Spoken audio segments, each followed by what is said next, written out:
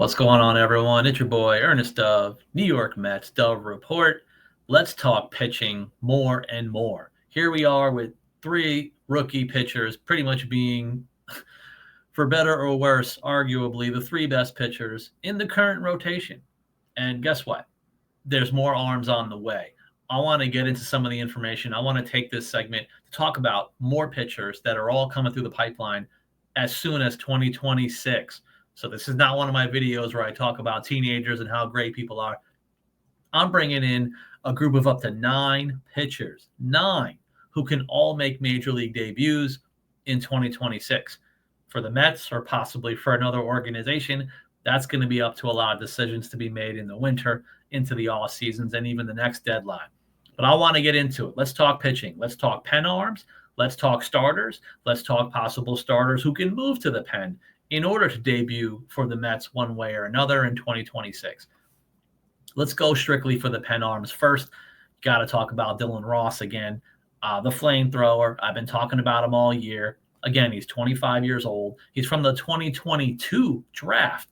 But here's the thing about Dylan Ross, which is why he's already 25 years old. He's missed multiple seasons at this point to injuries to start his pro career. And this current 2025 season is his first actual full season in pro baseball. Despite being drafted in 2022, he's also played in 3 levels this year. That could be some of the things about why isn't Dylan Ross being called up. It could be that there's not enough experience. This is only his first pro season. And then again, the walks. But again, first pro season, full season numbers at A+, AA, AAA, 3 different affiliates combined, 54 innings, only 29 hits allowed, 2.17 ERA. Again, 54 innings, 33 walks. That's a high walk rate. Oh, by the way, 80 strikeouts and a 531 opponent OPS. He's the guy. He could be the 8th, 9th inning guy of the future, best case scenario, depending on pitch command. This is one of the strongest arms in the system. He's got the splitter. He can get it up to 101, 102, but it looks like towards the end of the year, he's kind of sitting more 97. I don't know if it's just fatigue. I don't know if it's just working on more pitch command, but one way or another. And by the way, speaking of pitch command, randomly in the month of May at the high A and the double A level combined that month, he allowed 0 walks in 9 appearances. So he had a hot streak of command in A ball and then double A. He's got to repeat that at the triple A level, obviously. Maybe not perfect, but with a little more command, Dylan Ross could be one of those guys. Again, I'm not comping him whatsoever. It's not a comp, but he could be a replacement for arms like Stanek and Helsley next year. Speaking of which, same scenario, replacing the same 2 type of arms, Ryan Lambert. Again, talking about him all year, 23 years old. He also played at Brooklyn and then double A this year.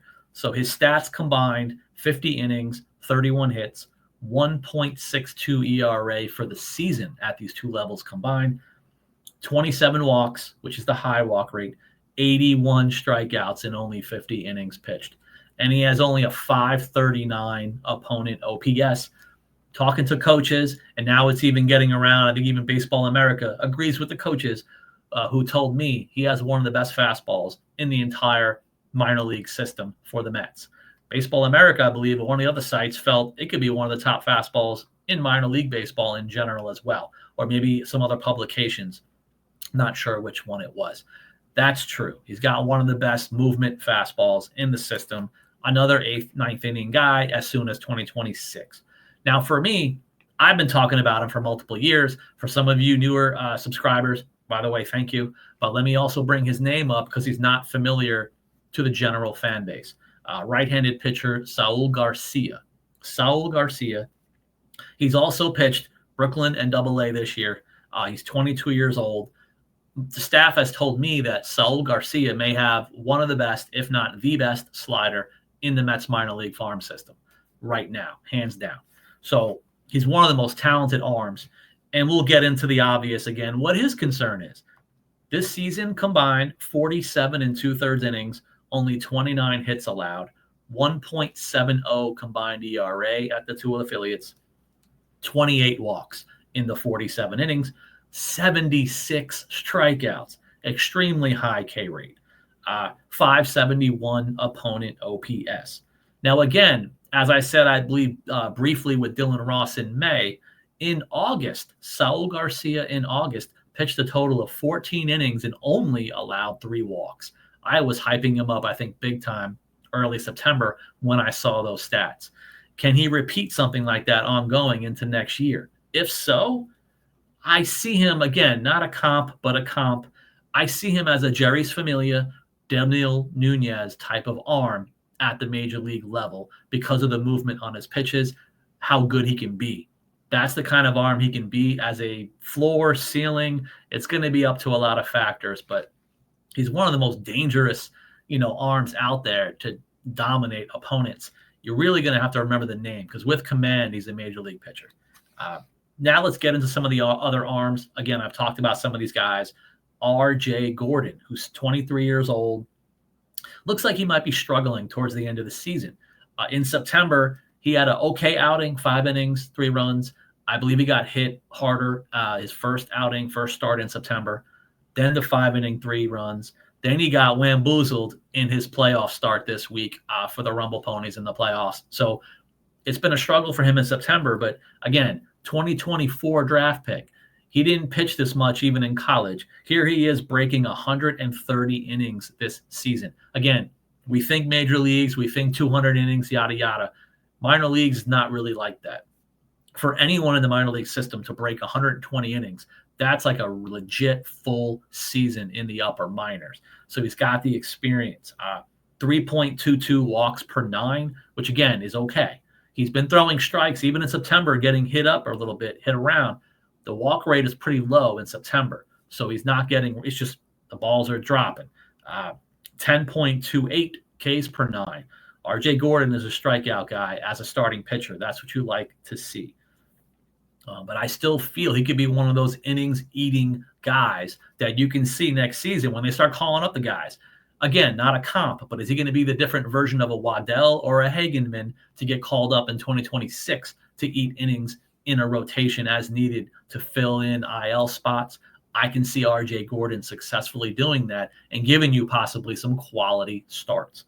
The other guy I want to talk about out of nowhere, I've mentioned him only a couple of times this year. He's having one of the more dominant statistical seasons in the Mets minor league system, but we're never going to talk about him because he's 28 years old.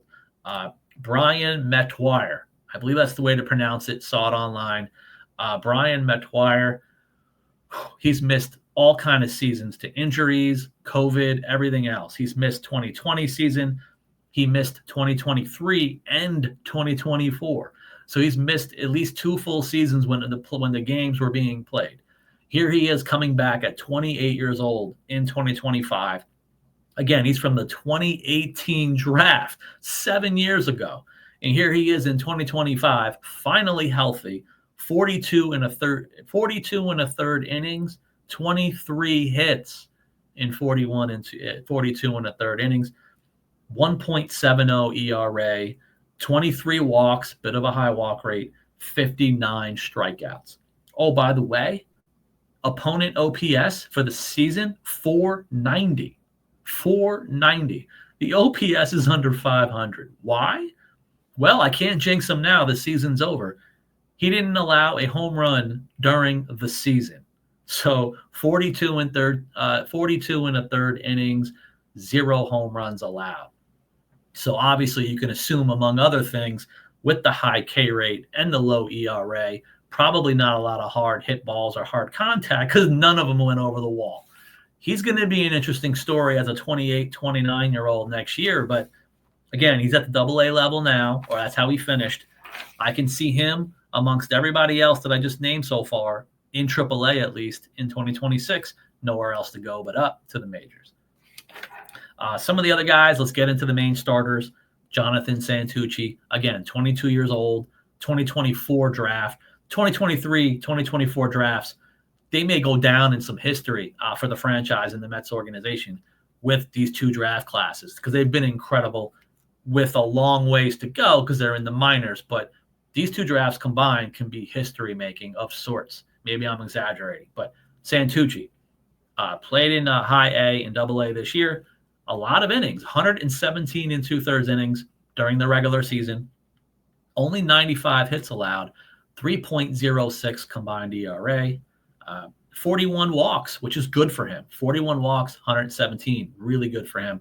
138 strikeouts. Again, over the 9 per 9 strikeout rate, 625 opponent OPS. What's important, again, 3.14 walks per 9. Isn't elite, isn't bad. What really matters is Jonathan Santucci, the pro baseball player, is in the threes. In college, literally an even 5 walks per 9 innings. So he's totally dropped it. He's improved his command tremendously in the Mets organization. Shout out to his work ethic. Shout out to the coaches and player development. I'm sure shout out to the pitching lab.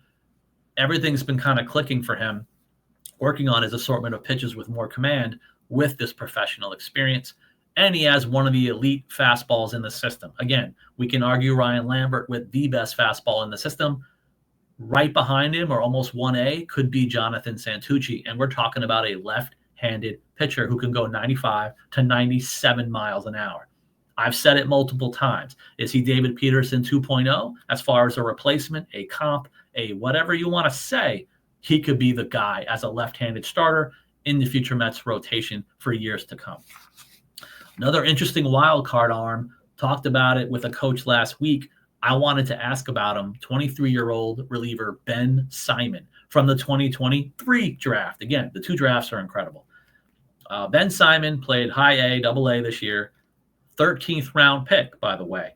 So this is great value. Ben Simon, 54 in the 3rd innings, 44 hits, 2.98 ERA, only 18 walks in 54 innings, 60 strikeouts with a 614 opponent OPS. Talking to the coaches, they say big fastball, mid to upper 90s with carry. They like and respect. They feel he has 2 above average or good, really good, solid secondary pitches. Hard slider, which, by the way, the Mets kind of went from the sweeper to the hard slider for a lot of their pitchers, except for a guy like McClain, whose the spin rate's ridiculous. But some of the other arms, like a Ben Simon, he now has a hard slider, not the sweeper. And he has a split change. This is going to be an arm to look out for next year as well. Again, could be one of those arms the Mets keep going up, down, Davinsky's and everyone else. Maybe Ben Simon can fill that type of role starting in 2026. Another arm that's very interesting when you talk about who are the top 3 Mets pitching prospects in the entire organization. Without the right rankings, you can mix and match. You've got Tong, McClain, Sproat, right? Well, according to MLB Pipeline, the 4th best minor league pitching prospect in the Mets organization in their rankings is Will Watson. And it makes sense. The 22-year-old from the 2024 draft, again, it's one or the other. They're all dominating. He played 3 levels this year. That's something to keep an eye on. Low A, high A, double A. He's moved 3 levels in one season. In the regular season, because I believe he's starting in Brooklyn Binghamton for the playoffs tonight. 121 in the 3rd innings, only 88 hits allowed, 2.60 ERA, 58 walks. So it's about half the innings with the walks. That's not good. 145 strikeouts, one of the highest K rates in the Mets farm system. 596 opponent OPS. This is a solid arm. Again, they rank him as the 4th best now beyond the top 3. Could be a next man up type of guy, depending on pitch command. I made a recent video saying, hey, maybe a guy like this could be a good move to the bullpen. Not because he doesn't earn the right to be in the rotation, but the Mets have a lot of arms right now. They can't all be in the 9-10 man rotation. Maybe this could be the spot. You create a position for him. Maybe you turn him into an elite kind of inning reliever, turn him into a Kranick, Nunez, Buto. Can he be along those lines? Can he be the Mets Seth Lugo? Maybe that's a route they can go for him. The way things go in the Mets organization, roster-wise, not enough room. Maybe they can figure it out. Another guy I do feel should be in the rotation, the last arm I'll talk about in this video, talked about him a bunch, Jack Wenninger. Obviously, 23 years old. I've interviewed him. If you want to go back, check out the interview, learn more about Jack Wenninger, who just pitched 6 scoreless with 9 strikeouts in a playoff game at the AA level. That's what he's done to end the season. For the season itself, oh, by the way, the 2023 draft, one or the other, there's arms everywhere that were drafted in these two draft classes. He's made 26 starts this season. He's over 135 innings in the regular season, which means he broke 140 innings this year, which is very high for a minor league season. Only 114 hits allowed, 2.92 ERA. He's got one of the better pitch commands of any starter not named Zach Thornton in the Mets farm system. 42 walks in that 135 innings. That's very solid.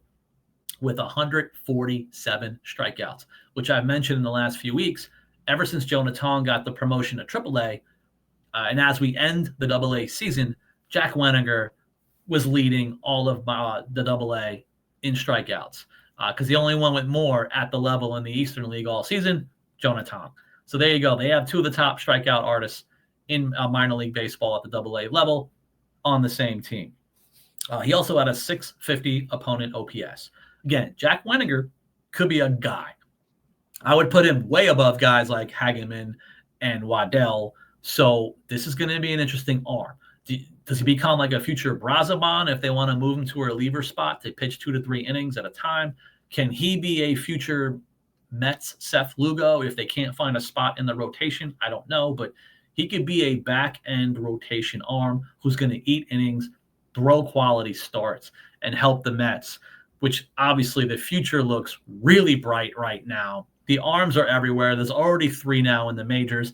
I'm listing 9 more arms that can all possibly be the new chain, the new taxi squads up and down, up and down. So no more waiver wires, no more of some of the guys I've been mentioning, no more of these 20 to the 48 pitchers or whatever used this year by the Mets.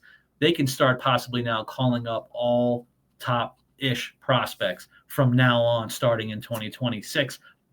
That's my video for today. I'm going to get into some other stuff. Maybe I'll talk more bats in my next video as we round out the end of the season. Hopefully some more positive stuff going on. Maybe I'll be talking about the latest champions for Binghamton, hopefully, after Brooklyn won the title. Maybe they're next. Please continue to support the channel. I'm going to provide as much content as I can every single week, ongoing. Until next time, thank you.